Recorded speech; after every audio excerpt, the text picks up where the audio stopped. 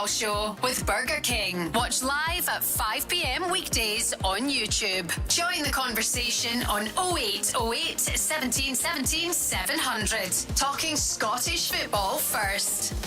Europa League tonight. This is Paul Cooney with James McPake, who's been with us for the last few weeks, and Darren O'Dea, who's not been with us for the past few years. Darren, welcome back to the Go Radio Football Show. Thank you very much. Great to see you. Of course, just back from Swansea City a few months ago. We'll talk about that shortly, but tonight, not a better night to come back than your old club Celtic in action against Bologna. They got the new signing last night. It was confirmed today. There's been so much chat about it. But tonight, for Martin O'Neill, we're going to hear from him.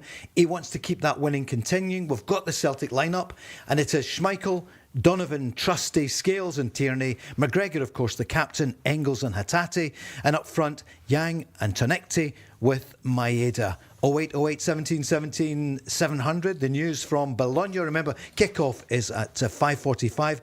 Lewis Ferguson plays. No surprise, of course, son of Derek Ferguson and nephew of our own Barry Ferguson. Celtic fans, what are you thinking ahead of it? Looking forward to it tonight, or trepidation for this one? What do you feel, Darren? No, looking forward to it. I think obviously they had the chance at the weekend to obviously make 10 changes, I think it was. Only Callum McGregor stayed in the team. So the players will be fresh. They have two big games, but the first one tonight, I think all the players will look forward to. And Martin O'Neill back in the building, which was the right thing. It was a crazy month or so at Celtic. And it would happen to any club. You can't have that amount of change in one season and expect to just motor on as normal. No, it's been volatile. It's change at any, as you said, at any club, but under the pressures and scrutiny Celtic are under, it's not ideal. But thankfully they've had someone like Martin that can come in. I think people have used the words steady the ship. I think that's he's done miles more than that. He's won every game domestically so far. He's had a huge result in Feyenoord, so hopefully he can continue that. James, on our social media, you can see a picture of you and Darren together 10 years ago. Can you believe it? At your time at Dundee. And I'd quite forgotten. I said, did you play alongside each other? But that's not what happened. No, Dad's come in to replace me because my knee was injured. But I can't believe the photo when I see it, Paul, now. The Barron that I've got and just how fresh-faced Daz is looking. To think that's only 10 years ago, that was a surprise when I seen the photos. Great to have you both together here tonight ahead of the game, and the Rangers game as well coming up at 8, Ludogorets in town. 0808 17 17 700. We'll go on the lines in a second or two. Let's hear from Martin O'Neill. What about tonight's game? What is he thinking? How important it is? Difficult task? And well, someone said, does your team, what kind of chance do you have tonight? His answer? Well, we don't have it there. We'll come back to it. Let's go on the lines. Stevie is on the line, a big Celtic fan. Hi, Stevie. Good evening. Good evening, guys. How are we? Evening, Stevie. Good, thank you. So, what do you make of it tonight? Well, obviously, I just want to wish both the teams good luck. Also in Europe, and fingers crossed. We can do it. But it's just as they keep pushing Martin on signings and who you're getting in and all that. So we've got one guy in, and then they do seem to lose focus on the actual game that we're going to play. So we've got Bologna and then we've got Hearts. So there's two massive games. Again, we feel more comfortable and more confident with who we've got in place. But my question is obviously that we've got 10 days, less than 10 days, and I think he's had to shift through the guys that maybe Fred Nonsi wanted to bring in, and then had a look at them and went, nah, I don't fancy them. This is who I fancy, and I think that's what the hold-up is. All right, Thomas Kavanchara is in the house. Of course, he will be involved in Sunday, but not tonight. There is news today, Darren, that Celtic are interested again in Raksaki, of course, the Crystal Palace player who was over in Turkey. Is he a player? I know you know of him. There was interest when you were there. When I was at Swansea, we tried to sign him in the summer. And he's a very talented player, winger, brilliant 1v1. He's obviously gone to Turkey and not played as much football. And to your point, Stevie, with new signings, if you think of it just logically, for the next two games, the new players won't have time to train. The team is in Italy. These signings will be for the rest of the season, if that makes sense. I think I completely understand what you're saying, and I actually agree with you. I think there's so much scrutiny on just the game at the weekend, and obviously tonight. The reality is any signing coming in now is going to have a massive task in the hand, let alone be ready in a couple of days and getting to know teammates and things. What about Raksaki? What do you feel? Darren, having watched him, what would he bring to Celtic? They need a wide player. I think, yeah, as a player, 100% I would take him. But then you have when you go through the recruitment, and especially in January, you need him to come in and play immediately and hit the ground running. And reality tells you he's not been playing much football.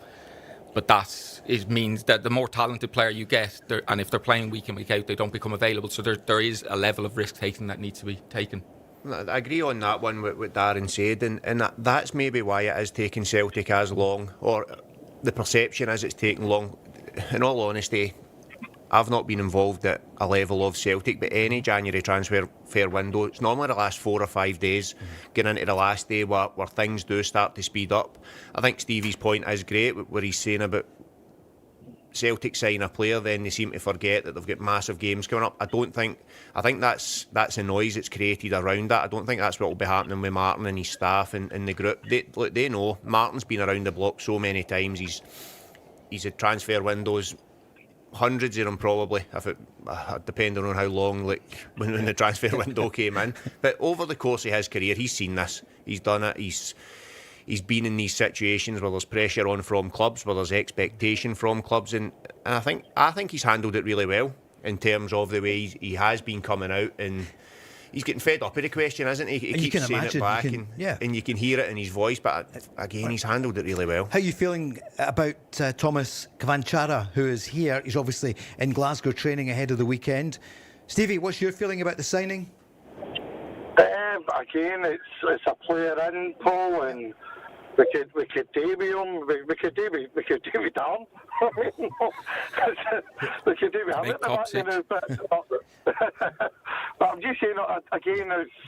I think people are trying to get Martin to say something, not realising it's Martin and Neil you're talking to. Yeah. You know what I mean? So he'll stay focused, game by game. See how we go, see what happens. But if you listen to what he says, though, he went, we lost the last game, which set us back a wee bit. We've lost a lot of points, which we need to try and get back. So, to me, he's saying the right thing, guys. So, I know he's trying to get players in and things like that, but you say to yourself, that if we're trying to get through a tough period just now, then I think we're more confident with Martin, Sean, Fozzie and all that in place than what we would have been, say, 4 weeks ago. Sure. Let's hear him speak about tonight's game first of all. Well, that would be nice if that was the case. Of course, then we've since played another game and got beaten, but we're ready for it. I'll pass that over to the young man to the side of me here. But we think that we're ready for the task. We know how difficult it's going to be. As I said earlier, they're a very strong side themselves. And while Serie A form might not be fantastic just in recent weeks, then and we ourselves are trying to recover from that, from our own league. But we have a chance, and that's what we're going to try and take if we can. I tell you, he needs all his experience of all these years in football. He's probably never had a task like this, James, to turn it round twice in one season back at his old club.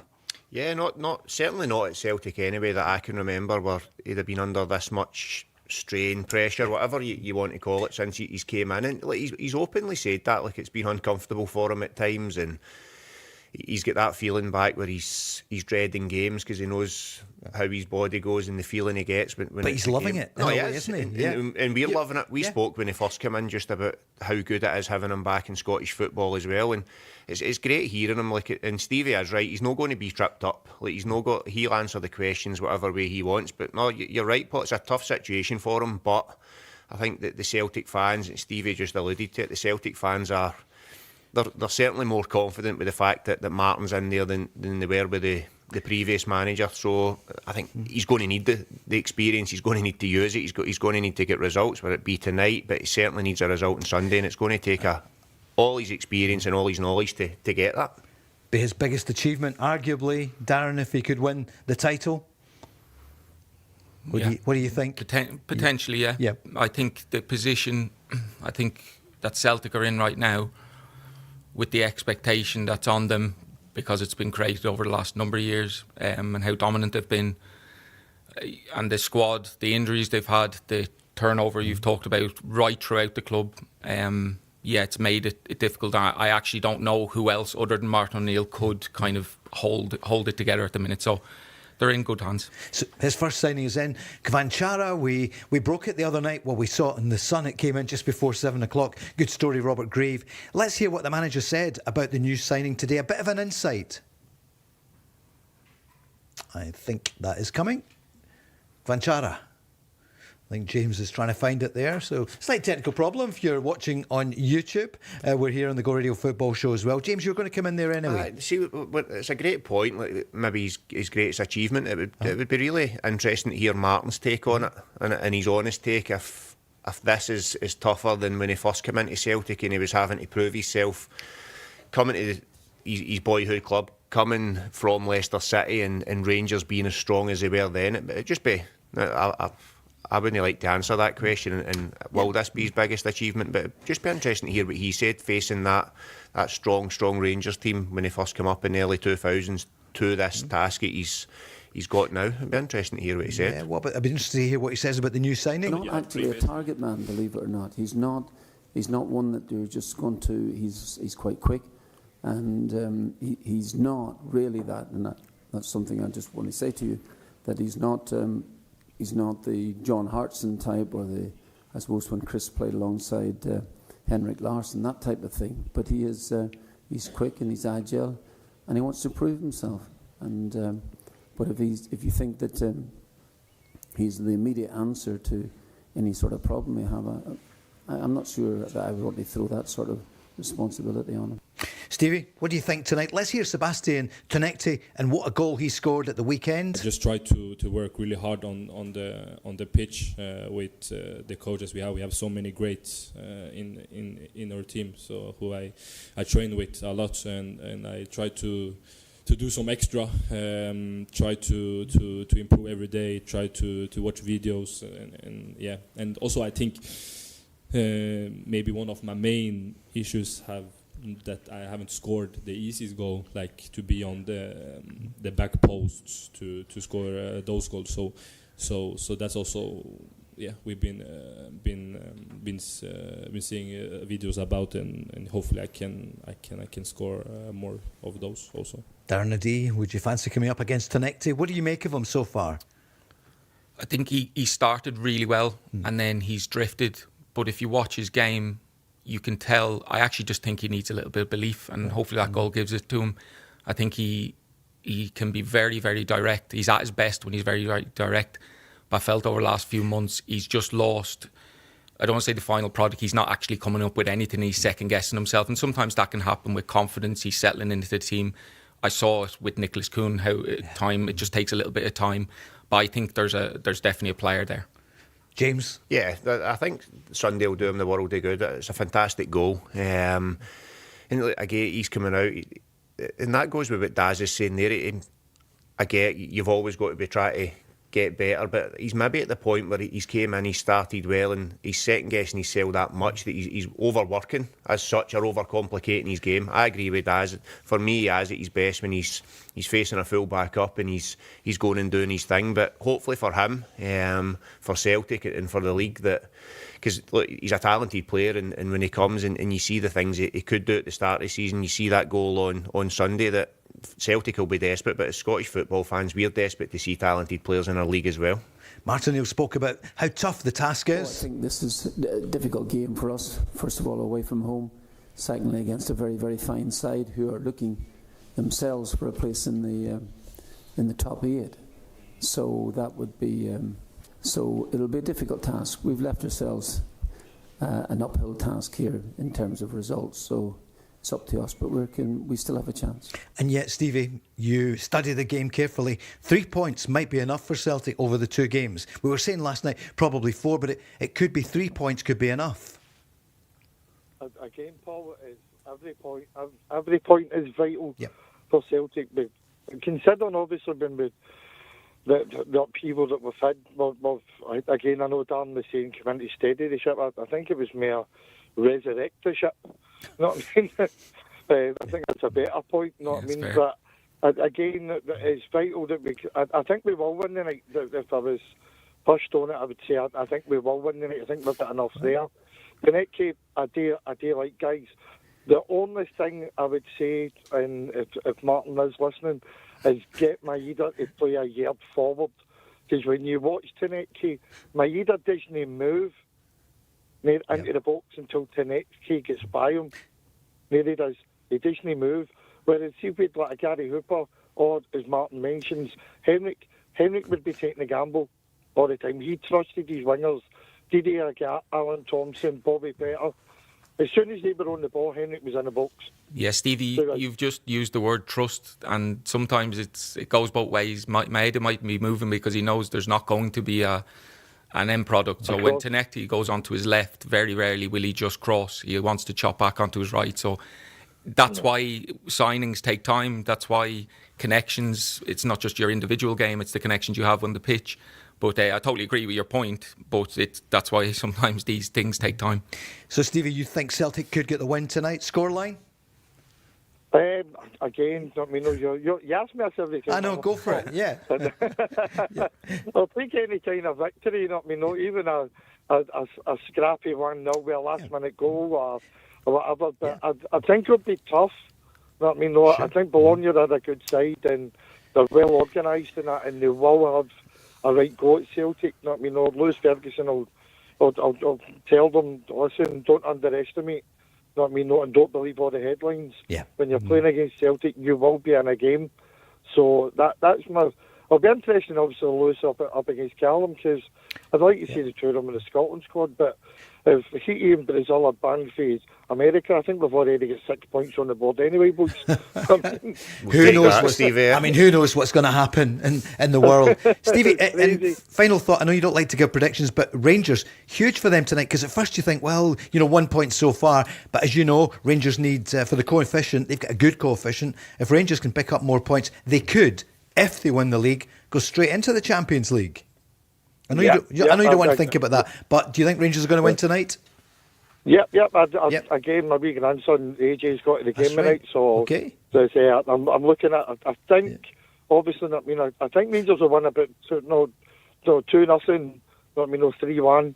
I think they're playing really, really well now. So they're Danny Rose got them playing with a lot of confidence, with a lot of determination, and their work rate after the ball. When I talked to my wee son-in-law and my wee grandson and that, he went, they just don't stop. As soon as they lost the ball, they're back fighting to try and get it back. Whereas before they would just sit back and go, right, are we going to defend this or are we going to get away with this? They seem to have a different attitude, Paul. And again, let me know, Celtic are the same, and it's crazy because if Rangers win the league, they get straight in. If Celtic win it, then we've got to play qualifiers, you know what I mean? Stevie, thanks so much for your call. 0808 17 17 700 Celtic kickoff. Thanks, Stevie. We're back in a moment. The Go Radio Football Show with Burger King. Europa League action tonight. Rangers in action at 8 against Ludogorets at Ibrox Stadium. I think there'll be, I would imagine, James, would it be just about capacity tonight? Because the Rangers fans are enjoying life in a season that they had almost written off 2 months ago. Yeah, they are. Won the league games that they've won in a row, that the form they're in, they're bringing signings in. And going back to your last point as well about the coefficient, they see that. This is a big game for Rangers. Like they look at that, if they can win tonight, and then they know Celtic or Hearts are going to drop points, maybe both will drop points on Sunday as well. So win that tonight, get the coefficient points up, and focus on winning the league. That'll be certainly the message from the fans. I know there'll be a lot more messages coming for Danny Røhl and the staff, but no, it's been a great turnaround, and I think the fans are certainly buying into it. There's great positivity at Rangers at the minute, and I think that will show in the crowd tonight as well. Yeah, a double win against Aberdeen last week, and then a win as expected in the Cup on Friday night. Danny Røhl was asked about the importance of keeping this winning run going. At first we enjoyed to have 6 wins in a row. This is fantastic. The other part is we have to value every win. I think this is also important because there was not long ago a time where a win was not normal for us. I think this is great at the moment to see this run, and we want to continue this run, and this is also the reason why we go tomorrow with a strong 11 in this game, and then hopefully we can continue on the weekend, because on the weekend we know could be a good day, but we have to do our homework. It's not at the moment the time where to look what happens left or right. I think with all the topics we have to focus on our own, take the points, make the right decisions, and if we do our job right, then we're in a good way. James, nothing breeds like success, just a confidence there. Even though some of the players who played on Friday night, it may be their last game because they'll be moving out. Rangers have brought, as you know, 3 players in the last week, maybe more to come in the coming days. Yeah, and we've seen that they've already lost Lyle Cameron to Aberdeen. I think they'll be looking to move a few more out, but you're right, it is. Winning games is, and it's strange when you hear that, and I think we can say the same for Celtic this season as well. When winning a game isn't normal, or whatever Danny Røhl says there, it's strange hearing that from a Celtic or Rangers manager in Scottish football, because we're that used to them being so dominant, and obviously Hearts have come into it this season. But just looking at it, they've got that game tonight, and then getting into Saturday's huge for them. They can go obviously 3 points behind Hearts at the top of the league, and they can go 3 points ahead of Celtic going into Sunday. So if he'll be looking for the performance tonight, he'll be expecting them to win as well to continue that run, and then get into Saturday. It's a massive few days for Rangers. Victor's been on 08, 08, 17, 17, 700. He's asking, guys, he's a Rangers fan, do you think they'll go big tonight? Will they field a really strong team? Darren Adee, what do you think? I think you can't afford to not to at that level. You'll get hurt if you don't. Why are you trying to get into European football if you don't want to actually compete in it? I think just naturally as clubs, especially in Glasgow, it's always trying to look to the next thing, but I think all you can do is concentrate. You want to compete in Europe, you want to do well. The players will certainly want to do well, so I can't imagine they will do anything but put the strongest team out. And did any of the players who've come in, have they been on your radar, Darren, in recent years? For example, Andreas Skov Olsen, who everyone says comes with a pretty big reputation. Yeah, he does. Well, if you just look at his international caps, that tells you enough, because you don't play for Denmark unless you're a very good player. I think, kind of touching on what Jazz is saying, I don't think Rangers, or Celtic for that matter, but Rangers have performed particularly well, but they've got results. And I think Danny Røhl's read the room right. Coming in off the back of Russell Martin, there was a lot of attention on style of play, where reality has come in and gotten them over the line, and now they've built momentum, and now they're in a window where you can now recruit players, and clearly they're very active in the window. So I think the most interesting bit is 2nd of February or whenever it is, the squads are settled, then the kind of all these kind of speculations are done, and it then does come down to just winning. At the media conference last night, Danny Røhl spoke about that and the fact that he's kind of almost harassing the transfer, the recruitment department. I think you can imagine I knock every day on the door from the recruitment and ask something new.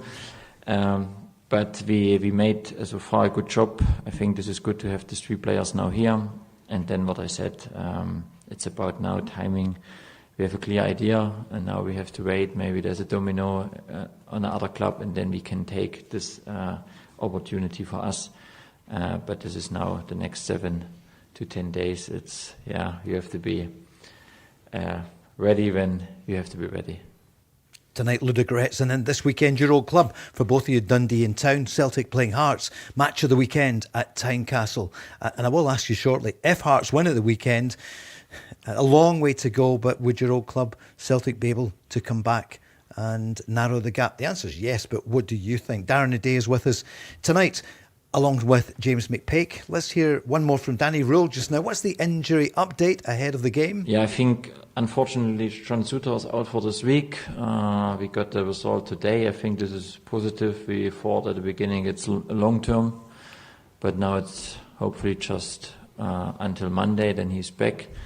That gives us a lift. Duchamp looks good on the pitch. I'm not sure if I take him on the weekend, because then we have a lot of games ahead of us where we have to use him, we have to manage him. Connor, is on the way, but it takes time. Derek is training hard to come back. And Bailey, of course, is also a long term. Connor Barron, of course, one of those out. James, what a season. He's been having a good season. When he came in last year, I think they thought he'd be a fringe player, but we saw a lot of him last year, and it's a bit of a blow that he's out. No, it is. He's been pivotal in what the change of fortune in that team. He's been excellent. A player that I've came across since he was a young kid, having the youth squads, and he was excellent at Aberdeen back then as well. What did you like about him?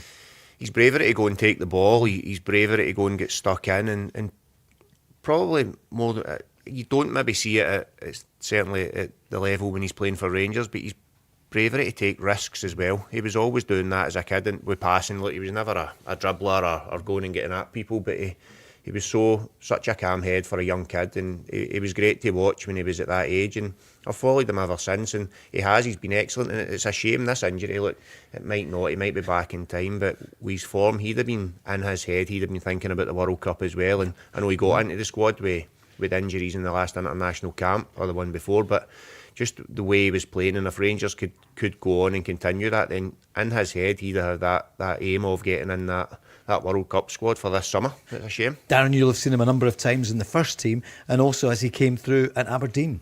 Yeah. Similar to James in terms of when I was with the under-18s, he actually would have been playing with the under-18s. Then when I went to the B team, similar. To agree totally, it probably is his personality, and I think sometimes, especially in the Glasgow clubs, that shines through when you're going through difficult periods, and you need personality, and he certainly has that. So, it's great to see a young Scottish player doing well. You know what else? Daz is spot on. The personality is shown. Not only is the team been struggling, but he was getting criticised at certain points as well from the media, from the fans. So to show that drive, that personality, to not only play in a struggling team, but when he's made the move, and let's be honest, when it's a Scottish player moving from one of the clubs to one of the Glasgow clubs, especially Aberdeen to Rangers. Exactly, yeah. There's a lot more pressure on you to go and perform, and he's handled that, he's turned it around, he's dealt with the setback of a poor team or a poor run of form in the team, and him personally, the form wasn't great, and he was getting heavily criticised, and for him to come back, then it just shows you the character he's got. Billy's been on, a Rangers fan. He's off to the game tonight, but he's actually asking about Lyle Cameron. You both know him well. You had him playing for you at Dundee not that long ago, and he's back up at Aberdeen. I think everyone was pleased for him when he delivered that corner kick, which got the goal for the Dons, because there was a poster up saying no Old Firm players at Aberdeen. But so what do you make Lyle Cameron, the loan move from Rangers? Well, I think I spoke about it the other day when I was in. I think it's a great move for him. Right. He has to play games, and the thing with Lyle, he's not a young player now, but when we all look at him, we still class him as a young player, and that may be his career pathway, with the fact that he's came from Dundee as well. He's played a lot of football. He's used to playing football as well. He knows he's at his best. He's had that feeling where he's 10 games in, or he's played so many games, and he'll know his stats, how many attempts he's had, how many goals he's helped score, how many goals he's scored. So when I seen he wasn't playing, I knew, without even speaking to him, that he'd have been desperate to get out. I think the one thing, but we've just spoke about Connor Barron's character and personality, that'll no bother Lyle going up and seeing a poster. No, if anything, it'll make him, he'll just get the head down that wee bit, and it'll push him on. Like, great kid in terms of to work with. That I'm sure Daz will have his opinion on him as well, but I think that's a really good move for Aberdeen and for Lyle. Darren? Yeah, it was my first experience coaching when I was playing at Dundee. That squad that James needs to take the credit, because you actually look, that it was Lyle Cameron, Finlay Robertson, Josh Mulligan, Max Anderson. James brought them all through and actually gave them the opportunity, because that's what it's all about. But I was fortunate enough, I think they were just before, did they come in the year, just before they came in professional. Worked with him for 6 months, and it was inevitable he was going to be a footballer at a good level. And now it was great to see him impact Dundee the way he did. He's got his big move, and listen, he's playing at a huge level in Aberdeen as well. He's a top kid, talented, and I've no doubt he'll kick on. Hope you enjoy the game tonight. Quite a few Celtic fans coming on asking to hear a bit more of Martin O'Neill ahead of the game tonight. And he reminded everyone, he was asked yesterday how important the Europa League and a good run is for Celtic. Obviously, if I'd been in here from the start, you could have made some sort of plans for it. My particular plans, I'm not saying mine are any better than anyone else's, but I would have been able to have focused on that when I came here into the football club. I think that the team had been it's been a wee bit of a struggle, but our focus was to try and get back onto the domestic front as much as anything else. We were well beaten in Michelin, taught us a bit of a lesson, certainly physically, and they were very, very strong. As I've said to you umpteen times, kind of knew that anyway because I had been there a couple of weeks earlier at the City Ground where they demolished Nottingham Forest. But we tried to learn from that. We came to Feyenoord and played really brilliantly during the course of the game, even coming from a goal behind. But we'll need all of that there tomorrow night, all of that. And in terms of where we position it, we're in the competition. We might as well see if we can get through. Darren, it was the Midas touch when he was here, only that one defeat in Europe just a couple of months ago, then 7 wins out of 8. 3 games so far, 3 wins for Martin O'Neill. What are you thinking about he is a legend back here tonight, the game in Bologna. What do you think? It's hard to tell. He's done an incredible job since the both times he's been back. They're hard to predict, Celtic, because they've not played brilliantly well in all the games, but they have played really well in some. But they're winning all the time. And obviously the blip was against Mitchell, and that could happen when you're at the peak of your powers, if you like. And clearly Celtic aren't at the minute. So I really don't know what to expect. It's a massive test tonight. And you can sense from Martin's words, the domestic scene is obviously where the majority of his attention's at, but ultimately they're in a fantastic competition. They've got a chance, so why wouldn't they go for it? There's probably not enough time tonight because the game's coming up in about 7 minutes' time.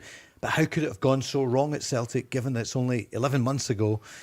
They were just moments away from going further in the Champions League. So we might talk about it in an hour or two, but it is remarkable. It's people trying to do a good job, but it has gone spectacularly wrong at your old club.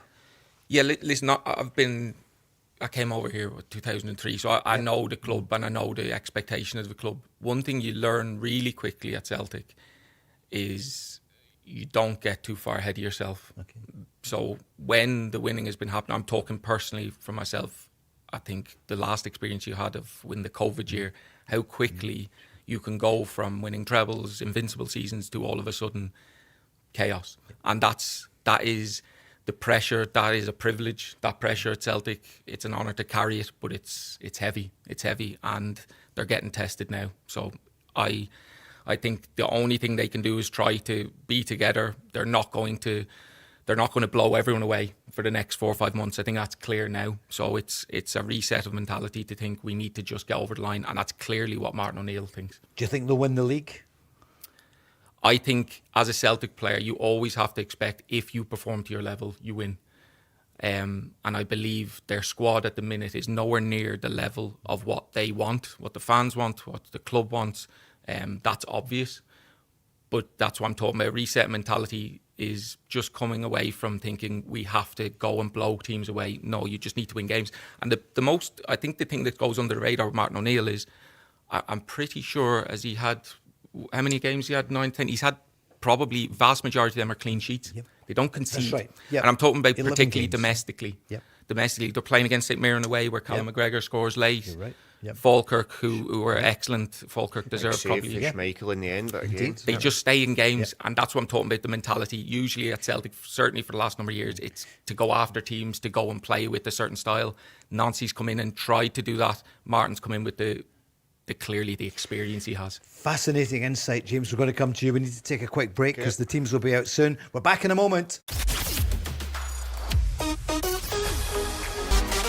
Go Radio Football Show with Burger King. Yep, it's game day, Europa League. The second last of the game, Celtic against Bologna. The teams are out. With me tonight, watching, keeping you up to date on TNT's excellent coverage. We've got Darren Adee, former Celtic and Ireland player, and Dundee as well, and many others. And James McPake, man of too many clubs. Coventry City, wow, what a result for them the other night. They could be coming up. They're flying. Ex-Dundee manager Dunfermline as well. And these two, 10 years ago, were together at Dundee, although it was James's injury which saw Darren come in a big money signing. He's wearing it just now, isn't he? You can just tell. He's loaded. Paul, you're saying You've started him, don't start.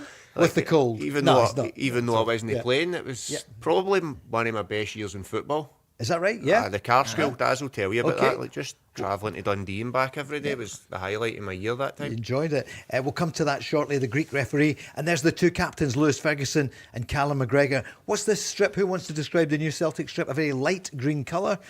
The green shorts and... You asked who wants it. I don't exactly, want to describe it. You don't want it, I know. Yeah. James, it's sort of white, isn't it? But with with orangey, green, orangey. Aye, stripes for it. It's different. Yeah. There's the lineup: Schmeichel, Donovan, Trusty, Scales, and Tierney. You must be proud of Kobe Donovan. Yeah, you worked incredible. with. Yeah, I did. Again, we've talked about personality. He's got attributes, physical attributes. He still potentially could play centrally, but mindset, good family around him.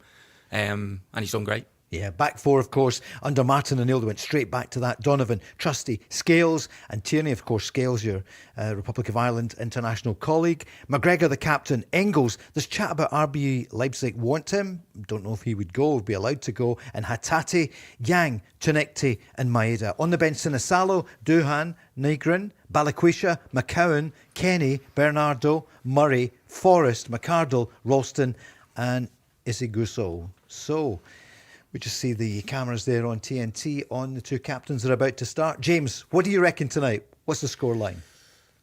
It's going to be a really tough game. I've got to... Celtic are strong. Look, again, you're supporting the Scottish clubs. I'm hoping the two of them do well, so I'll go a narrow victory for Celtic. Narrow victory for Celtic. I mean, they did it in Feyenoord just a few months ago. Darren, what do you feel?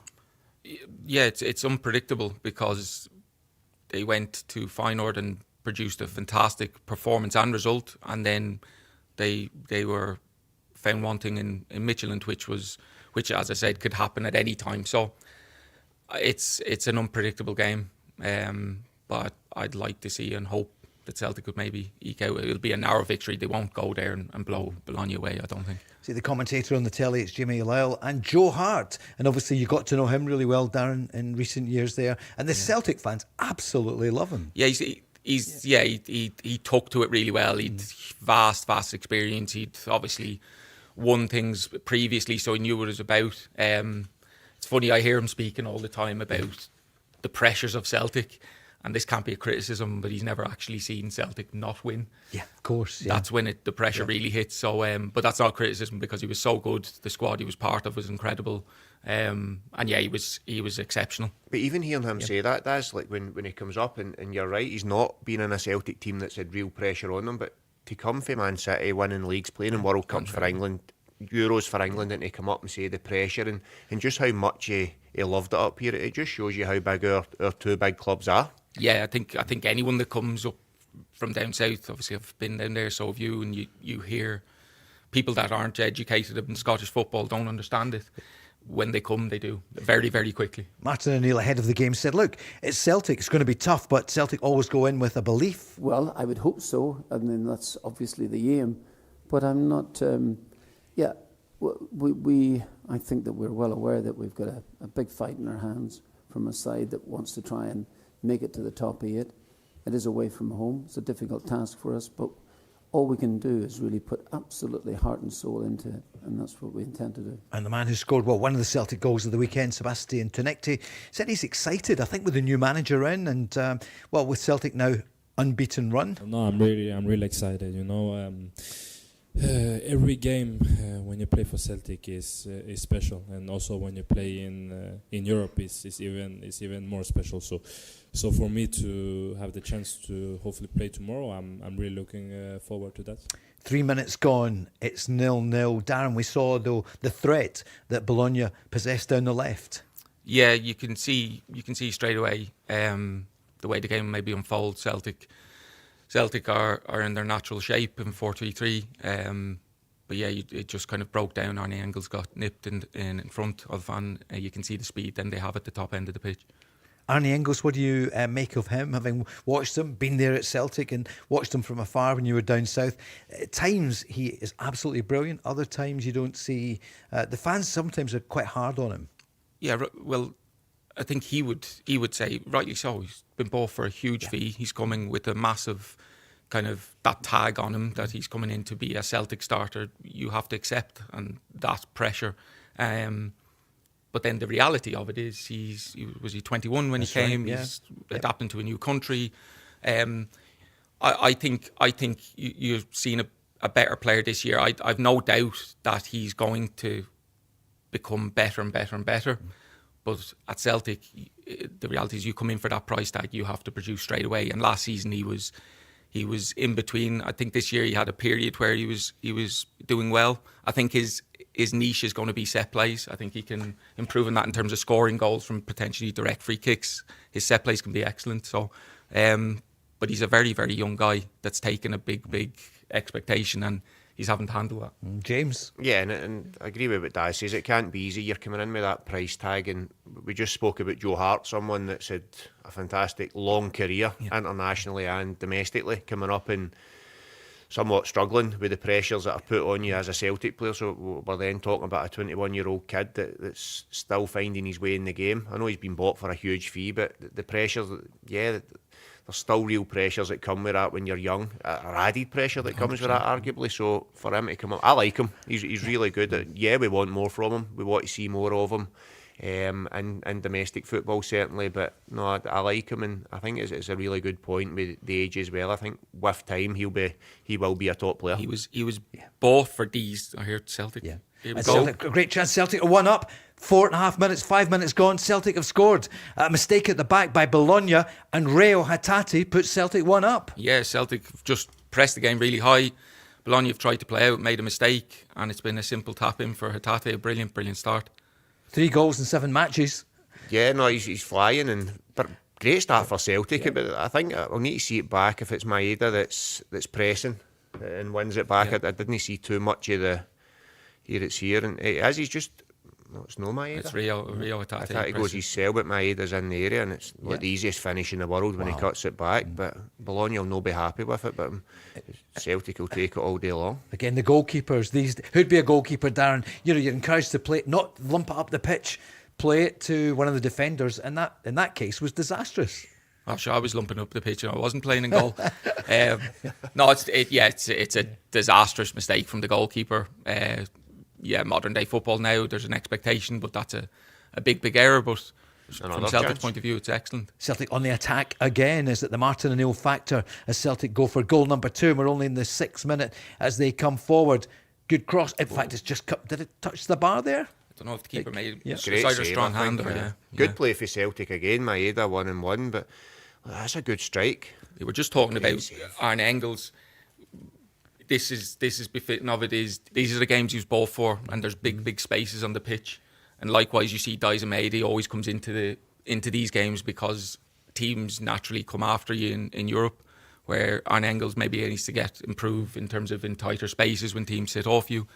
This suits Celtic, I think, when you've people like Daisamedi, Arne Engels, people like that on the pitch. These European nights are why they're there. And Yang looks right up for it there as well. Not that he's not up for it, but you can tell he is on it. Scored a great goal last week. It's corner kick then to Celtic. Celtic playing left to right. We're watching on TNT. It's the Go Radio Football Show with Burger King. As it's swept into the box. It's headed, a chance for Celtic, but is it going to be cleared?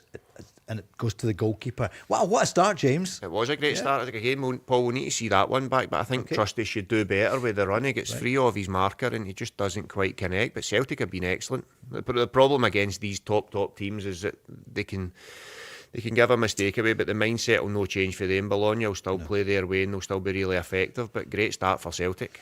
Their manager, though, Vincenzo Italiano, they're not too happy with him. Only 1 win in 9 games. But as James says, you'd be a fool to take people for granted because the Italians are masters at the counter-attack, aren't they? They just sit there and you never know when they're going to pounce. Yeah. Listen, I think just by definition, the fact that they're in this competition, you can't take anyone for granted. But Celtic have certainly gone after them early in the game. Bologna are keeping a bit of possession, but it's all in their own half. They're taking a fair bit of risk with it, and Celtic have already had rewards, and it certainly looks promising for them. And Hatate, of course, there's been a bit of criticism. He's a brilliant player. He's done wonderfully well for Celtic. You do sense it's maybe time that he would want to go, but tonight he's showing that resilience, isn't he, James, that he's come back and he's pounced for Celtic. And he has done in Europe this season. I think his best performances have been in Europe, and certainly the other good performances that Rio Hatate has given this season were under Martin O'Neill. In the first period, when Martin first came back in, he's not quite hit the heights so far in this second period, but he was excellent when Martin put him back in the team the first time around. And again, he's an exciting player. He's a player that we all love to watch in Scottish football. And yeah, he's been at Celtic for a while, and I'd heard other people saying when players are there for so long and they're doing really well, that's your time to move them on. But he's a Celtic player, and I think Martin showed you that if you can get the best out of him, he's a really good Celtic player, and Rio Hatate showed that in Martin's first spell, and he'll be desperate for him to find that form again, because when he's like that, he's a top player in this league. Sure is. What was he like to work with?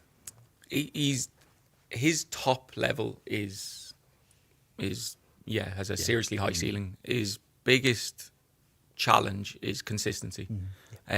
When he's at his best, he's as good as anyone. But he needs to find that level of consistency. And I think if he has aspirations to either sustain success at Celtic or move on, I think that would be the big question mark over him, because you've seen clearly there's a temperamental, not issue with him, but he needs to find that you can't dip in form the way he does and hit the heights that he does. So ultimately, if he finds consistency, he's still, again, is he mid-20s, Rio? Yeah, he's still a young guy.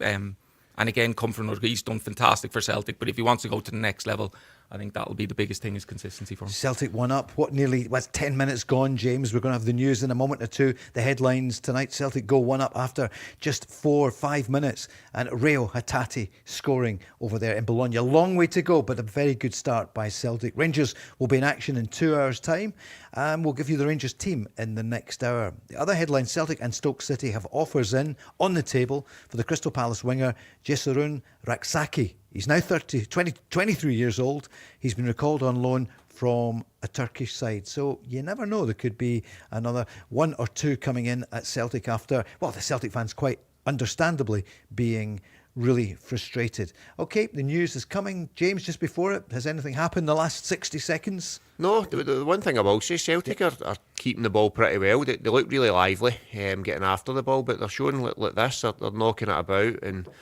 again, they look like a different. I know we're only 10 minutes in, but they look like a different team that they have over the last wee bit. Don't go away, you'll miss nothing. We're back next.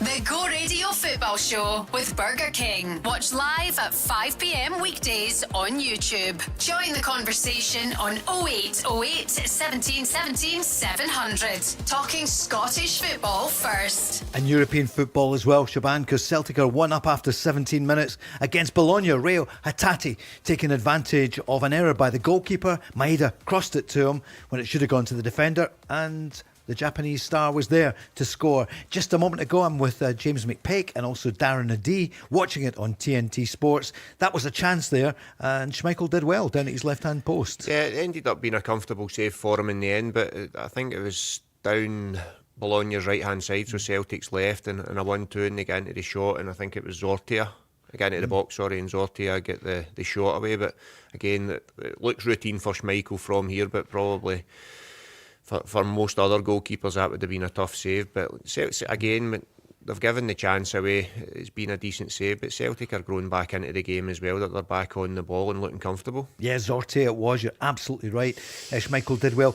Dyson Maeda, just before as Bologna come forward, good tackle there. Darren Adee has gone for a corner kick. Yeah, Schmeichel just played a ball into the middle of the pitch. It's Rio Hatate, and it's turned over, and Bologna have just counter-attack right through the middle, and Callum McGregor makes a vital challenge just to it wasn't a block shot. Yeah, you just see the tackle there. Brilliant interception. Great tackle there. Goalkeeper distribution, we saw it at the other end, and these days it frustrates the fans so much when the keepers are told, play it out from the back, but not up the pitch. But let's see what happens here. Miranda with the corner kick, left-footed, into the box. It's headed away to the edge of the box. They've got two players there. Lewis Ferguson, of course, captaining Bologna. Oh, it's a real chance for Bologna. And a great block there.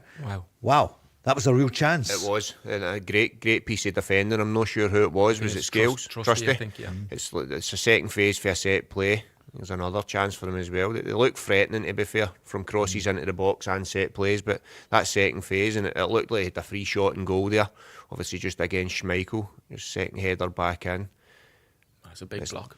Brilliant block, yeah. Wasn't it brave? Yeah, he just flings himself at it.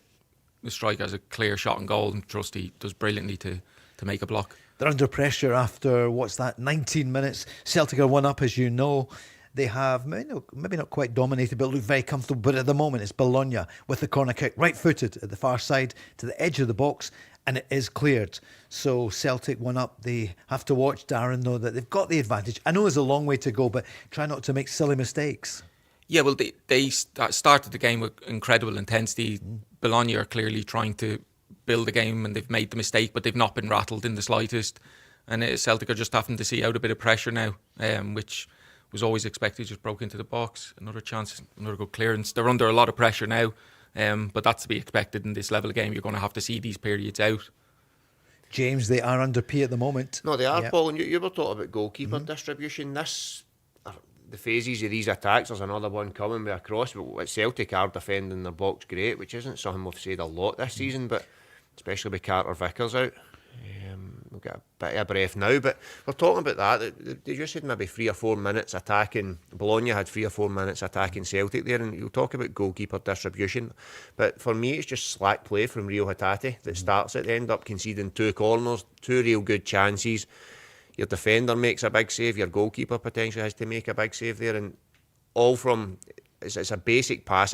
I would need to see it again, but for me it just looked like a basic pass, and Røhl Hatate just not concentrating to take the ball. So sometimes we're quick to criticise the goalkeepers, and I think Schmeichel's come under a fair bit of criticism this season, but that was just poor from Røhl Hatate for me, and it shows you what it can lead to.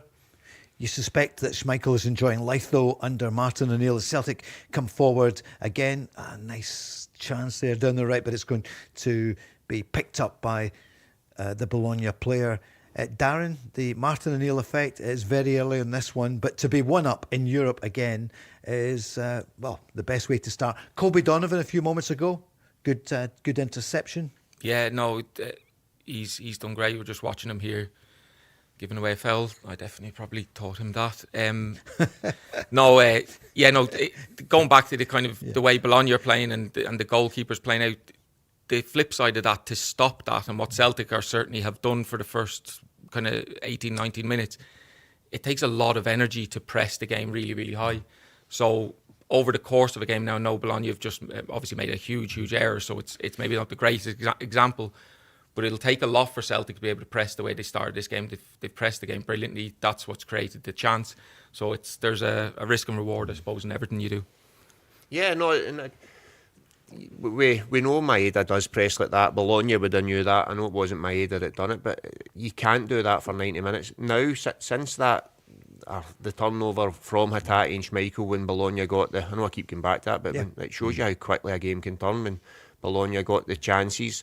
Celtic haven't kept the ball the same way, that they're not getting 3, 4, 5 passes at a time, and they're turning it over too quick now. They're giving away fouls, turning the ball over, and again facing another corner. So you just need to settle down a bit. Like the first 17, 18 minutes was excellent, but the last 4 or 5, it's just been a bit ragged from Celtic. They just need to settle down a bit, in my opinion. Go Radio Football Show with Burger King, Paul Cooney with James McPake and Darren O'Dea, as Celtic are 1-up against Bologna. We're exactly midway through the first half. It's been a quick 22 and a half minutes, but sent to Celtic under pressure. Left-footed, high, and it's tapped away there by the goalkeeper Schmeichel.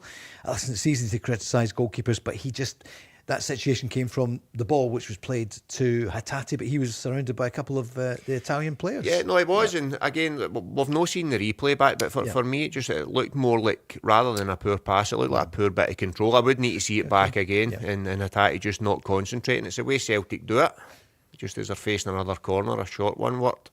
And good stop there. They changed it, didn't they? Played it out wide, Darren. A decent strike from 25 yards, and Schmeichel got right down to it.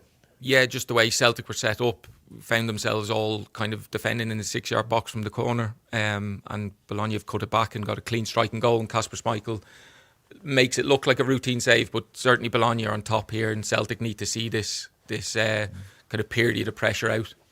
I hear Joe Hart there on TNT saying every time Celtic got rattled under Wilfried Nancy, they fell to pieces. Can they ride it out now under Martin O'Neill? There's definitely a confidence there. It's really early in the game. Is it too early to say, could this be a big night for the two Glasgow clubs? Celtic won up after 23 and a half minutes.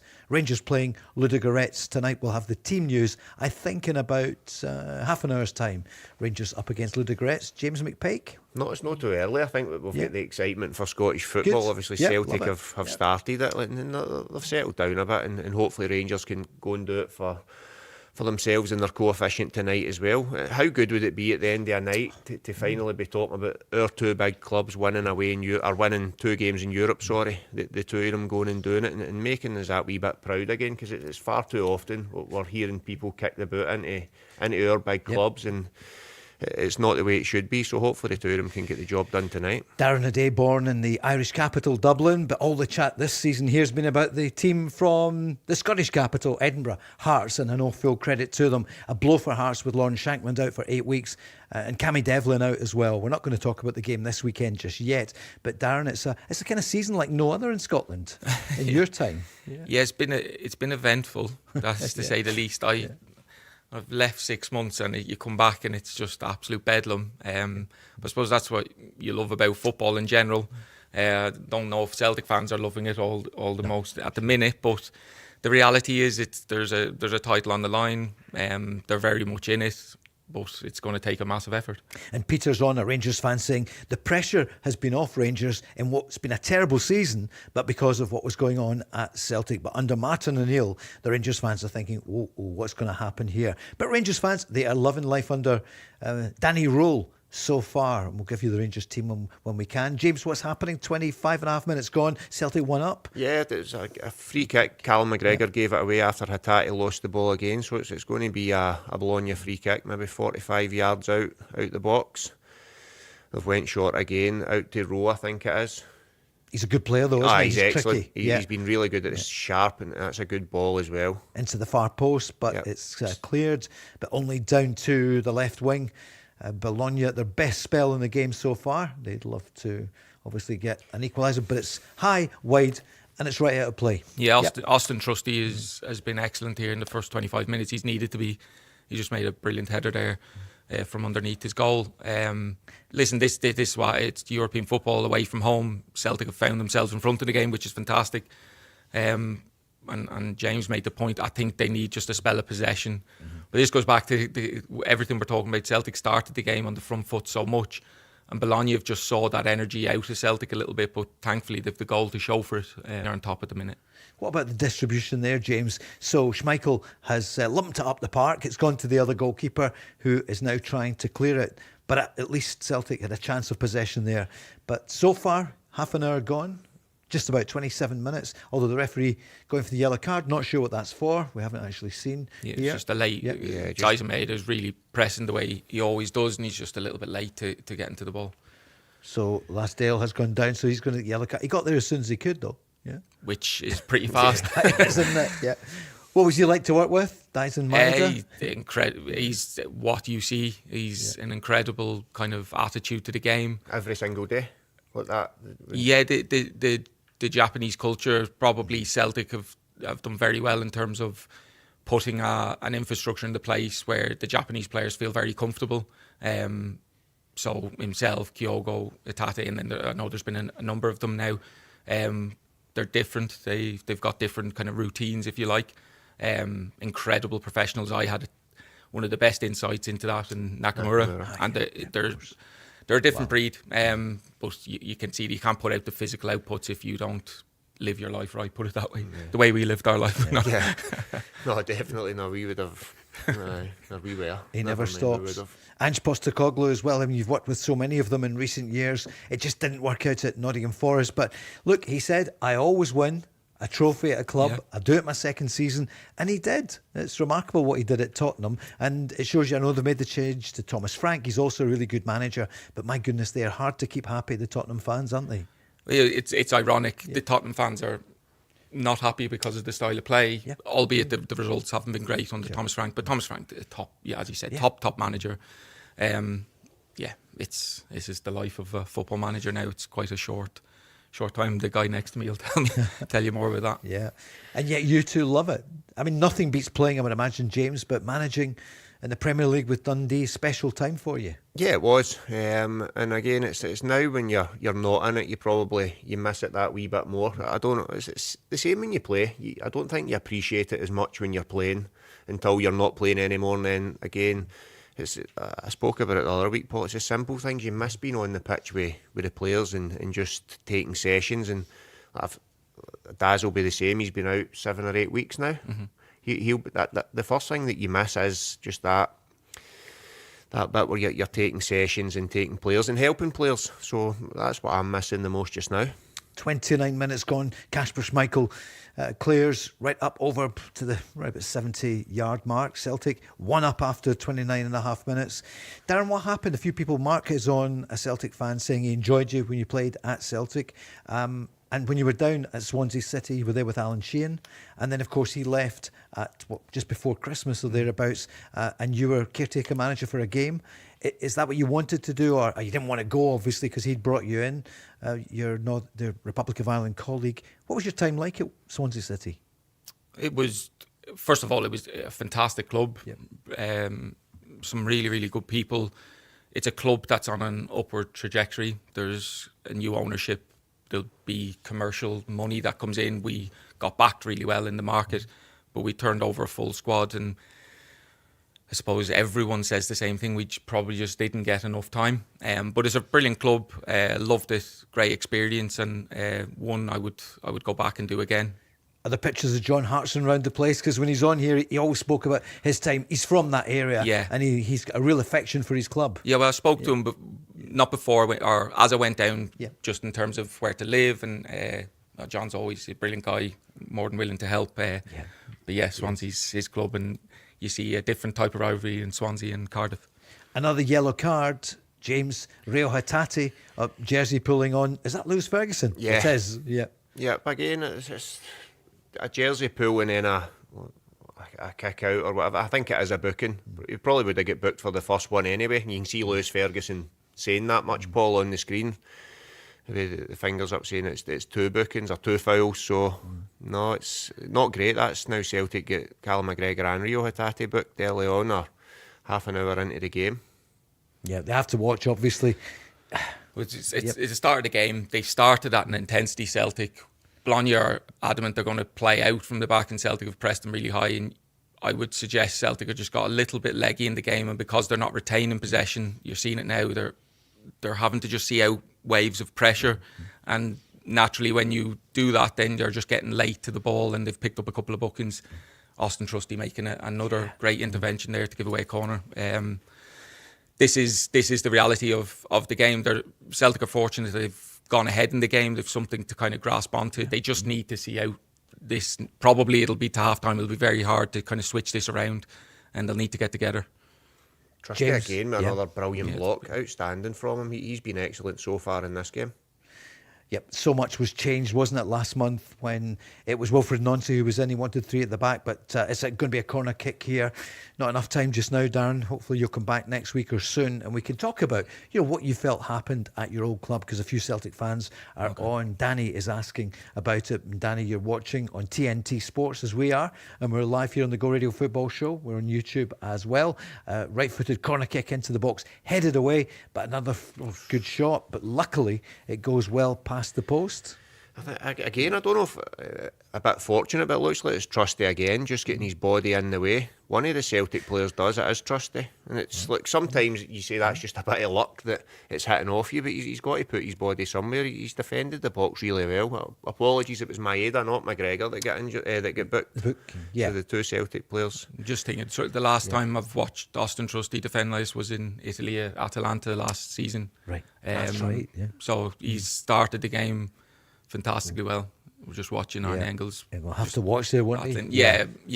Celtic just from these corners, just the way they're set up, the edge of the box is free, and Bologna have had a couple of shots from kind of second phases. But as we've touched on, 33 minutes gone, and Celtic are certainly seeing out a lot of pressure here. Just another Bologna player down. And they'll probably play a bit at it. We need to see it back to see. Oh, that's Rio Hatate gone. Rio Hatate. What is he doing? It's a red card. It's madness. Rio Hatate. What's he thinking? Madness. He's off. Look, you're 33 minutes into a game. It's petulant. The ball's running out of play. I don't think there's too much in it when you see it. I don't think he's hurt him, but the fact he's done it, it's crazy from him. We're going to see this one again. Martinelli's out. He's furious, as you would imagine, maybe as much with his player. Maybe there wasn't much in it, but here we go. We see it again. He was pushed, first of all. So, there's nothing in that. I take it back. There's nothing in it at all. Seen it on. No, wow. There's nothing at all. Can you look at it? Second yellow? No, not when it's a yellow card. Not when it's a booking, no. Darren, what do you think? We'll see it again, third time. Hatate, at first you think, well, what is he thinking? But he was pushed by the defender. They're just coming together. They're running for the ball. Knowing his stride, as a footballer, his stride pattern, he probably has a tiny little. He steps on the back of his. I initially thought it was for the kind of slap or pull back on his head, but no, it's modern day football. He's maybe made a bit of contact with the player and he's made the most of it. We're just watching back the goal here, but Celtic down to 10 men, as we've touched on, they're under enormous pressure just at the minute, and now you can imagine that's only going to increase. So what changes will he make? So Rio Hatate's certainly got his name on this, stamped on the game so far. He scored Celtic's goal in 5 minutes. He's been sent off for a second yellow in 34 minutes. What changes would you be making, guys, if you were Martin O'Neill now with a man down? So how many minutes to go? 10 minutes. I don't think... Naturally, I don't think anything will change till half time. I think the shape of the team will just be a 4-4-1 with Dyson Maeda through the middle anyway. Ironically, Rio Hatate's position is probably the one where you don't have to adjust. You can see it now. The shape of Celtic will just be a 4-4-1, and they're just going to have to see it out till half time, hopefully. James, for Bologna now, who, Celtic were under pressure for a while, but they were seeing it out so far. Now, it's not impossible, is it? 10 minutes. Look, they need to keep defending the way they have, and we were critical of Celtic as Rose on it again, and he keeps putting crosses in the box. They look for that early, Bologna, and when they get it wide, that they are looking for balls into the box. But no, it's not impossible, but it's going to be tough for Celtic. That the tiredness will kick in quicker now. They're a man down, they're going to press with that, or have to press and get after the ball with one less man. It's going to take more from them, but can they get to half time? Can they keep defending the way they are in terms of set plays, etc.? Can they get to half time and get Martin to hopefully settle them down? A lot of set plays for Celtic are under pressure here. A header, but not a great one. But the set plays have been a problem for Celtic a lot this season. Obviously, under Martin O'Neill, you'd expect them to. The organisation is better than it was, during the month of December. Yeah, that's a touchy subject with me at the minute. The manager I worked under, Alan Sheehan, made his kind of career out of set plays, set piece coach, immaculate in it. If we had have been good at set plays at Swansea, we'd have still been in a job. So it's sometimes not always just about organisation and detail. It's about the personnel you have on the pitch. And I would suggest Celtic, at the best of times, don't have huge physicality in their team. The reality is they don't probably give up too many set plays, so therefore don't concede many, where this season they've not had the same level of dominance in games. They're conceding more, set plays, therefore conceding more goals. Sure. And Martin O'Neill always likes fairly big units, James, doesn't he? Last time round we know that. Look at the players he had in his team from 2000 to 2005. Yeah, and that helped him not only defending set plays, Paul, but scoring goals at the top end of the pitch as well. They were a real threat. And look, certain managers that's one of the first things you'll look at. I know I was really big on them, and again, you can't always have the right personnel, so it does become a problem. But I think since Martin has went in, he's tried to identify that. You've seen that with Trusty playing from the very start as well, as soon as he went in. And they feel that their balls are still coming in the box. That was another cross for the right hand side, and I think while that's happening just now, Celtic will be quite comfortable with it. They're defending it really well. You don't want to face too many set plays, but at the minute they're dealing with it. Martin's been booked as well. Martin's got a yellow card. His first one at Celtic in 25 years? Or maybe 20 years. He's certainly not lacking energy, Martin. He's not happy. I can understand why. There's not a lot of contact between Hatate and the player. But it feels like this is the way football is now. You have any sort of kind of touch on a player, there will be a reaction. Yeah. I do think deep down Rio Hatate knows that he had a tiny reaction, if you want to call it, but not enough. Not enough for the player to go down the way he did, but that's the reality of it. Yang's gone down there. Was he caught? James McPake, you're looking back on it to see? Certainly a push. I didn't see the... Yeah, he has. He's just his left foot goes down. Yang's left Achilles as well. The sore one, I think it's a right cut. It is only a booking. He's got a booking, hasn't he? Yeah, one of the sore ones. Yeah. Okay. So, you're missing nothing. It's going to be a free kick. Let's hear a quick word from Danny Røhl, Rangers fans heading towards the game at 8 tonight against Ludogorets. Is he going to rest players tonight, or is it going to be a really strong team? I will not rest so many players for tomorrow. We go with a strong group. And then, that this point is very important for us. We have to be successful in the league. Otherwise... this is not a topic for us, but of course we have now 16 games in the league, 2 games in Europe and 4 hopefully cup games to go, and if we get a lot of points in this, then we will have a good summer. Obviously, corner kick for Celtic comes into the box, left-footed, but it's gone past. It's going to be another corner kick, so that's where Celtic want to keep the ball down to 10 men, but a goal up. It came after 5 minutes, if you're just tuning into the Go Radio Football Show with Burger King. And it was Rio Hatate who was then sent off 30 minutes later. 6 minutes left of the first half. Celtic 1 up. Let's see the corner kick again. Left-footed. And right into the middle. A chance. Celtic scored. Is the ball over the line? Yeah, he's gave it. It is. It's 2-0 Celtic. Austin Trusty. He won. When that first one came in, Paul, he won it before the referee had stopped it as well. The first corner, and then the retake. It looks like a run to the front area and a flick on, and Trusty's there to put it in the net. Wow. Darren Adi. Absolutely brilliant. I think it's Kieran Tierney over the corner. It's an excellent corner kind of to the front area, and it's flicked on by, I'm not sure it's flicked on, but is that Scales? It flicks on. Austin Trusty kind of gets he's on the second ball right at the back post, hits the bar down and in, well over the line. Yeah, that's brilliant from Celtic to see out the pressure they just have, go down to 10 men and now find a second goal. Yeah, really, really good. James, was that Engels in there? Got a touch on it? Either Engels or Donovan, I think. Right, okay. One of those two flicked it on, and then there were a collision with, I think it was a Celtic player and a Bologna player fell as well, and then it just opens up and Trusty's there to tap it in. Brilliant for Celtic. He's been excellent in both boxes. He has been.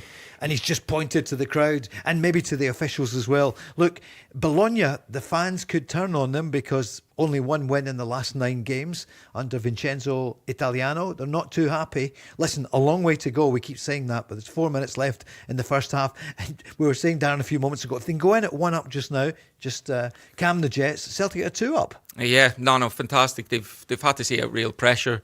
And what they've done is they've defended their box brilliantly well. Austin Trusty been at the front of that, been excellent in terms of defending their box. They've had to see out set plays themselves, and they've hit Bologna on the break. Obviously, breaking up the pitch, winning a corner, and yeah, fantastic. I still think there's going to be a lot of the way the game was unfolding before Rio went off was exactly what we're watching right now, where Bologna are just moving the ball. Celtic are having to suffer a little bit out of possession, but they're doing really, really well so far. James, what do you make of it? 3 minutes plus stoppage left, Celtic 2 up. Yeah, I think, Paul, your point is really good. A minute ago where he says this crowd could turn, and it'll turn even more aggressive and quicker with the fact that Celtic are down to 10 as well, and they get that second goal. So I say that a minute, can they get in at 1-0? Can they now get in at 2-0 and see this wee bit out? As the ball comes into the box, but it goes past the post, it's going to be a goal kick. We'll bring you the Rangers team soon. Again, up for the 8 o'clock kickoff tonight. Quite a few Rangers fans saying they fancy it. They know it's going to be difficult against Ludogorets, but Rangers have such a great coefficient. And remember, Rangers need the points. Although they're only 1 point so far in the tournament and they're joint bottom of the table, if they get a win, and then they've got 1 game after it, Porto over there, that's going to be tough.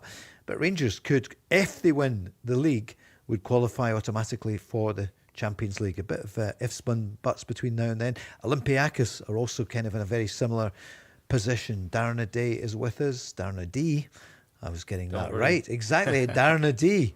I got it wrong all those years, Darren, but not getting it wrong this time, along with James McPake, or Jazz and Daz as they're calling each other here in Glasgow zone. Calling him James is bizarre. Is bizarre. it? Yeah. We want to hear about the car journeys on the way up to Dundee and the way back. Because is he a bit of a joker, James? Obviously, I'm looking at you. Yeah, he is. Yeah, I'm just trying to be sensible in a car, fully jokers, Paul, and it didn't quite pan out that way. You're trying to just keep a lid on everything, and the rest of the boys were all mad. So no.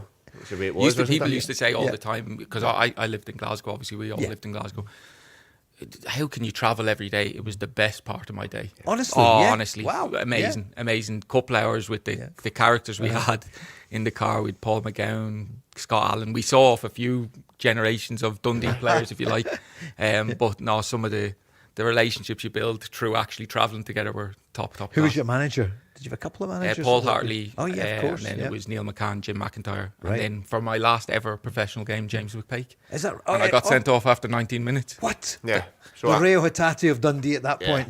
If you're just tuning in, Hatate. That was my last ever game in professional football, and had the full family. It was a big event. No, but genuinely, hand on heart, I'm saying it because he was here. Yeah. When I got sent off, it was total it was a different feeling. I knew I was done. But because it was James was looking to get the job, that was my only grievance. I was gutted, but he ended up getting the job and getting Dundee promoted. So it worked out well in the end. And what a job he did. I'm not just saying that as well. We were all surprised when he left the club. And just watching here, long range shot, but it's Celtic past will take the that, post. From distance. Exactly. Yeah, James McPake at Dundee, and at that point, who were you playing that day? Your last game? Who was it? St Mirren. St Mirren. St Mirren had to win to stay up or avoid the playoff as well. So there were a lot on the game. Another ball. What a save by Schmeichel.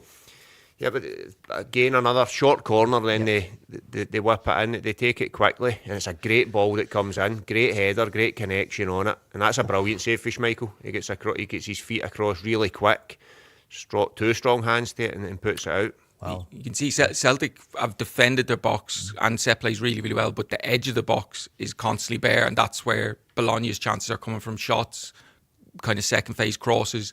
But ultimately Celtic are in a position now where was there 2 added minutes where 90 seconds 90 left. seconds. I see the ball in the box there's been clear, but Lewis Ferguson's claiming there was a handball. Let's see what happens. It comes off Callum McGregor, it comes off his chest. It might come off his arm, but his arm's kind of inside his body, so it's there's no penalty. Nothing to see here. The two captains there.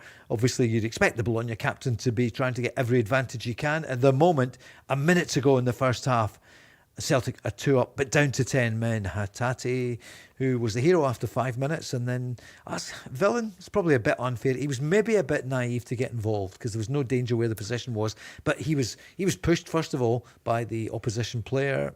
And see, when I'm watching it, when I see it, and again, this is maybe why it's difficult for a referee, but it shouldn't be when they've got all the officials there and it's right in front of the fourth as well. When you're watching it on the screen, it looks like he does pull him back. That's my initial, but then it's just a coming together with the feet and the stride pattern as well. So look, he's really unfortunate. He sure is. So we'll see what Celtic do at half-time. I don't know if you'd change very much anyway. Obviously, 10 men, it's going to be quite a shift for them tonight. They've got a huge game because the domestic scene is, I guess, what Martin O'Neill was brought in for, to try to rally the season, especially, the month where Wilfred Nancy had been in town. It was really tough for him, just 2 wins in 8 games. Martin O'Neill had 7 wins out of 8 games, and at the moment he's got 3 wins out of 3, and he's 2 up, 10 men against Bologna. That looks like the 2 minutes just about up. We'll just see it up until then take a quick break. Darren O'Day is with us, along with James McPake and VP Paul Cooney, and that's it. 2-0 Celtic half-time. We're back in a moment.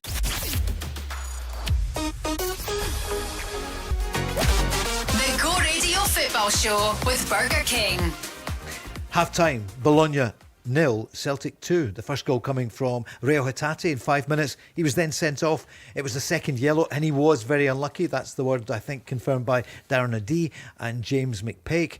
And then Celtic scored just before half-time, and a great goal by Austin Trusty, who has played, I think, out of his skin. So is there going to be any changes at half-time? And for Rangers fans on the way to the game tonight, Danny Røhl was speaking about this match with Ludo Gretz. He was speaking about transfers as well. Are there going to be more signings before the game on Sunday with Dundee? Yeah, for Sunday, I have him in my mind. Touchy as well. I think this is good. Both bring good quality in. They understand the game. I think Skoff, showed in some moments. Also the calmness on the ball in the final third to make this extra pass. Good finishing. Touchy understand to play on the 6. You see it in the small details in the tactical part, how he cover areas, what he has to do. He is also calm on the ball. He is very open-minded and listening. For me, it's in the last couple of days a little bit more observing them, give them not too much, too quick, a lot of information, give a little bit them freedom, a feeling for the group. And then, of course, in front of a game, I will speak with them individual, give them the belief, give them the confidence, and then I think they will show soon why they are here. James, you're looking forward to seeing Tochi Chukwani? Yeah, looking forward to all the new Rangers players and seeing the new players coming into our game, but looking forward to seeing him and what he can bring. Said that Danny Røhl speaks really highly of him and he's well thought of, so the Rangers fans will be excited and everyone in Scottish football. I think we're all excited, Paul, when new players come in, and particularly ones we don't really know about, and we criticise teams for not signing players, and then players come in and then the next question is, are they going to do well? How are they going to adapt to Scottish football? So I think it brings that, and looking forward to seeing Rangers tonight. Celtic are halfway there in the game, and what we said, it'd be great if both teams could win. It's going to be a tough 45 minutes, but what a great night it could be for Scottish football if we can get both teams winning in Europe. And the Europa League, which a month or two ago, people were not really enjoying it too much. If Celtic get a result, a draw or a win tonight over there, Rangers tonight as well, then it could be reignited. People are beginning to look and say, where is the Europa League final? And you know where it is going to be, Darren O'Dea. Yeah, we checked Istanbul, so this rate, we might start looking up flights after this game if Celtic keep going. Indeed. We're seeing Aston Villa, of course, playing tonight as well. Fenerbahce. Yeah, 1-0 up across and a really good header. It's a good start for them. But look, you talk about reigniting it, and it is. Like, if Rangers win the night, I know it's all ifs and buts at the minute, but if they win their coefficient, they're then looking at what can they beat Olympiacos to that spot, and then they win the league, they're in the Champions League automatically. Most definitely. So, and then Celtic, if they win tonight, they've got a home game where they know another win would take them into the next phase. So it's certainly reignited. On TNT Sports, they're showing you a replay. That Celtic first goal was a horror for the Polish goalkeeper. Yeah, it's a disastrous mistake. You can't do that at that level. And it's calm from Dysamaeda just to square the ball, and it's an empty net for Rio Hatate. It didn't actually rattle Bologna. They got back into a rhythm really quickly. And then the sending off happens and you think they're going to come back, and then Celtic find another goal. We're just watching the booking, first booking of Rio Hatate. Was there much in the first one? It's a yellow, isn't it? Yeah. Yeah, I think it would have been a yellow before it as well, Paul, because he does tug him a little bit and pulls him back, Okay, and this then is the one. We're seeing. So it was just midway through Celtic's own half, towards the halfway line. We're seeing it again. Was there contact there? Yeah. Darren, what do you feel? I'm the worst guy to ask. I would have been sent off every game of my life if that was a booking. But at the same point, I think Rio Hatate, just with his strike pattern, knows he's having a slight reaction, but it is slight. There is contact, and the reality is, this day and age, you're going to get booked for that. And they were under pressure for the first time, James. As you would expect, the home team are going to come at you, but the fans could have got restless. And then there's a corner kick. Yeah, and it's really well worked, and we can't still see it. As Engels that flicks it, wins if that header. Yep. Somebody goes under the ball, Engels flicks it on, and Trusty's there. Look, great area to be and arriving and putting in. How often do we see balls like that flashing across the goal and nobody's there? So brilliant for Austin Trusty. If Celtic win, will it be Bollinger later tonight in Bologna? We'll find out next.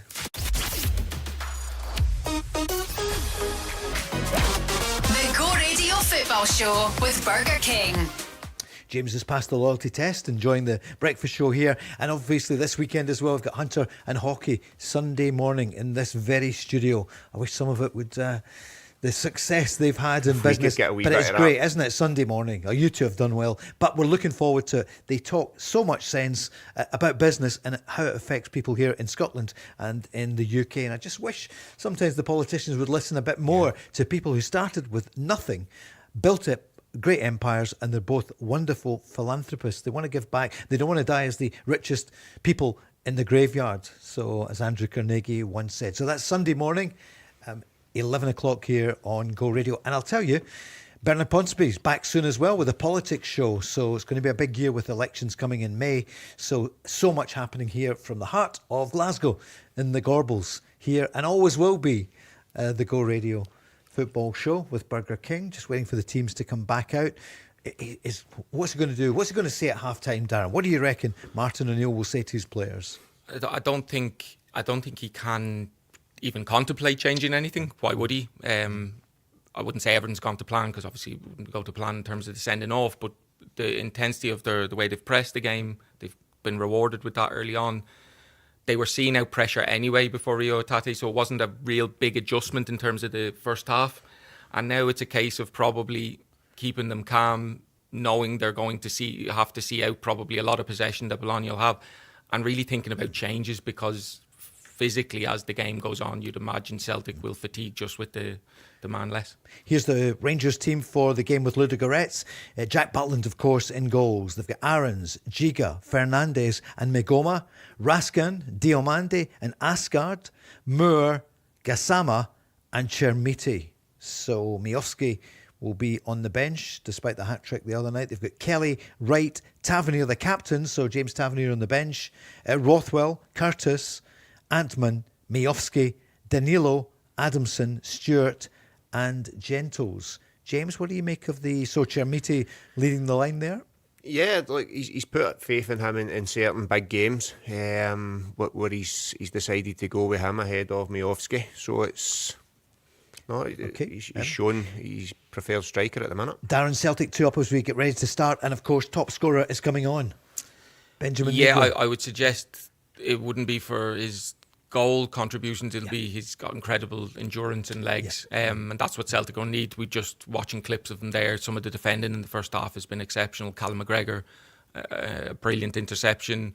Austin Trusty, numerous different occasions, and I think this substitution here, Newton coming on, will probably suggest Celtic know they're going to face a good bit of pressure. Tenecti coming off. Yeah, Sebastian Tenecti. Makes sense to you, James? No, it does, and Daz is right with the legs he's got to get about the pitch to help the team when they're suffering a bit, but also he's really good set plays for and against as well, so he'll add to that. They're going to face, we've seen what Bologna done against 11 men, against 10 men, the ball's going into Celtic's box at will at times, so he'll certainly help with that, from dead balls, from corners and from balls going into the box and open play, and he's a threat at the top end as well, Paul. James McPake, if you were the manager of Celtic, what would you have been saying a few moments ago to the players?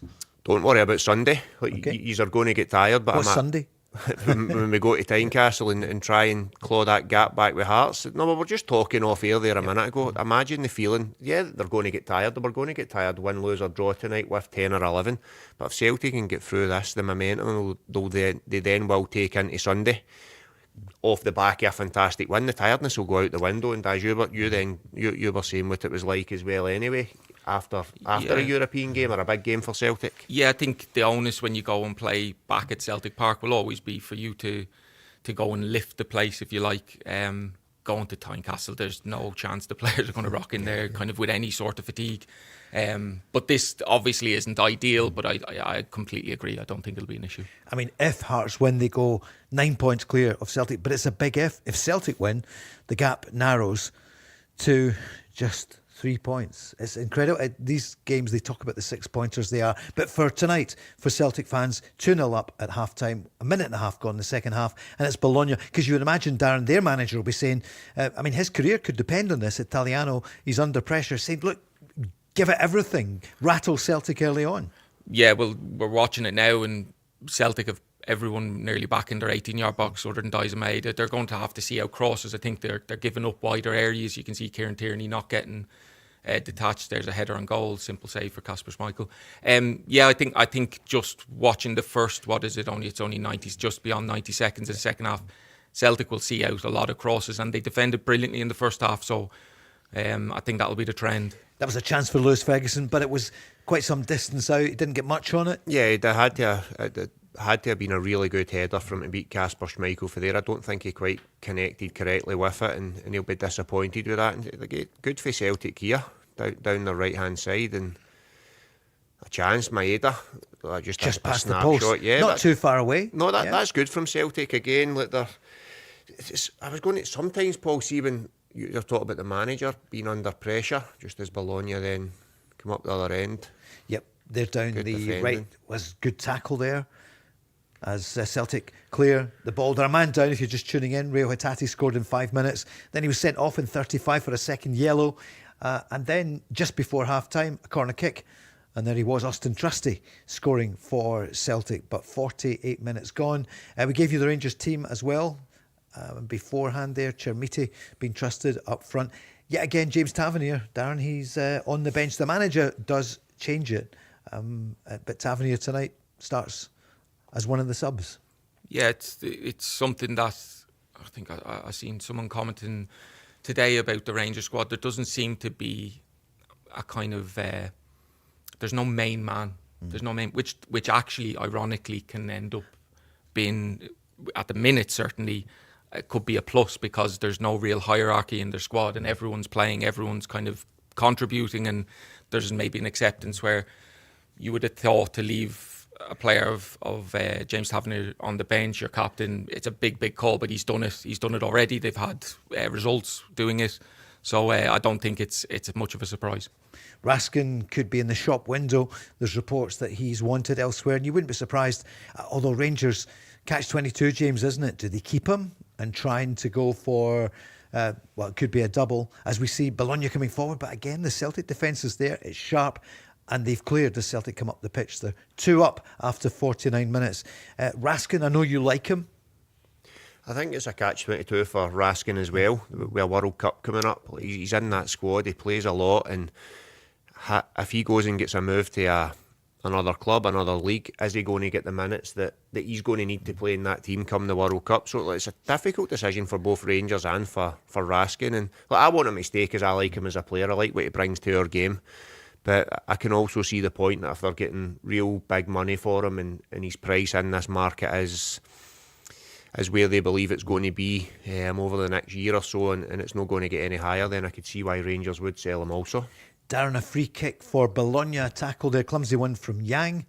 Yeah, he's just working really hard. Celtic are really working hard out of possession. It's a free kick. It's just in the wide area, kind of just beyond the 18-yard box. And again, I think Celtic will. You're asking what Martin O'Neill might have said. This is the expectation for the players: is you're going to have to deal with a lot of this. They've defended it well again. It's the second phase. It's the edge of the box. Celtic have given up with 11 men, let alone 10. And it seems they just kind of... Bologna keep sustaining pressure from set plays. Kasper Schmeichel's just made a big save. Wow, another big save from Schmeichel, who's back on it under Martin O'Neill. Yeah, it didn't have too long to see this. I don't think that it comes through bodies and it's just a turn and a strike on goal. And he moves his feet really quickly and makes another big save. Harry's on, a Rangers fan. We'll just watch this here. Bologna coming forward, throwing everything, wave after wave of attack from Bologna. And Celtic clear again. Harry wants to know, what's your scoreline tonight, James McPake, for the Rangers game? What do you reckon against Ludogorets? I'm going a 2 or 3-1 win for Rangers. Right, okay. That would be comfortable. What do you think? Darren and you? You said he's asked James and not me. Yeah. Surprised by that. He's asked both. No, he wanted both. Has he? Yeah. Fair play. He has. Fair play to him. Listen, I would imagine Rangers will have enough. I think out of possession, you hear Danny Røhl, that's his kind of identity, where he's come from. They press kind of very, very well with intensity, and I think they'll have too much. And Chermiti, as we watch, it's a replay there of that. That's a great save by Kasper Schmeichel. Chermiti, big chance for him because he played so well in the Celtic game, which seems ages ago, but it was just only 2.5 weeks ago. Doesn't it? No, it does. And again, look, that was a question with Majovski, and I know that Tavernier's out as well. And the one thing with that is Danny Røhl's been the one that's done it with it. Really, there's no been the criticism of Tavernier when he's been playing well, and Danny Røhl will leave him out the next game. I think that's what we can all agree on. Where other managers have been kind of looking to use him as a scapegoat at certain times. So I think it's different when Danny Røhl does that. But the question I had in thinking today was, is it going to be Chermiti or Majovski after Majovski scoring the goals? But he does seem to turn to Chermiti in the bigger games. We've seen that at Celtic. He got his rewards for that. So I'm not surprised by that tonight. It's a huge night for both clubs, so good luck to Rangers and to Celtic. They're 2 up in our last minute here. Just looking at the Celtic bench, because obviously the game on Sunday, I know he's not thinking about it, but given that they're down to 10 men, you could see, who would you think might come on for Celtic? Would he bring on Ralston, for example, maybe? McCown maybe take some pressure? Yeah, we've young Colby Donovan, as much as he's as fit as anyone. Yep. You might find fatigue later in the game, albeit you wouldn't want to change your back four. Celtic seeing out more pressure. I think you've naturally Bernardo, maybe he's got energy and legs. Johnny Kenny would give you that at the top end of the pitch. McCown, a little bit of experience and know-how. Obviously James Forrest. It depends what way the game's going. Sure. I think if they get really stretched, you're going to need something, an out ball maybe. And at the minute, Celtic are sinking deeper and deeper into the box, which is just natural. So yeah, I think you will see changes, because it's going to be a big ask to ask the players to go full 90 minutes. Trusty stretched and cleared just a moment or two ago. A Celtic player getting Colby Donovan. Colby Donovan, you've just mentioned him. Maybe we'll see a change there. Well, good luck to Celtic for the next 35, no, in fact, just more than that in the game. They're 2 up, they're down to 10 men. Good luck, Rangers. Good luck, Celtic. We're back tomorrow night at 5.